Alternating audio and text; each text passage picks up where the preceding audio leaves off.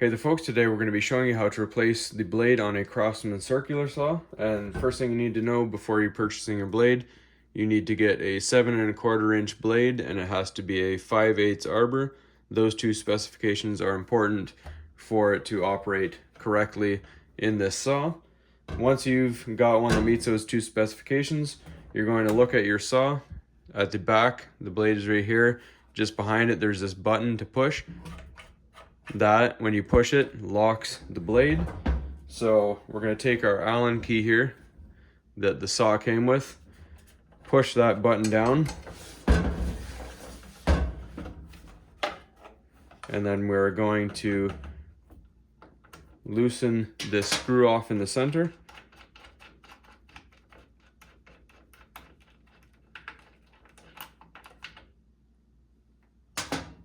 Then we pull our guard back and the blade comes out. The new blade goes in. Make sure you have the label facing outwards. Let go of the guard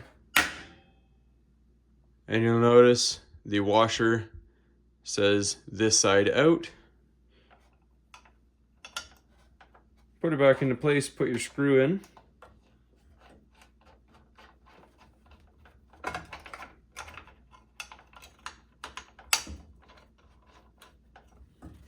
Push your button behind the blade there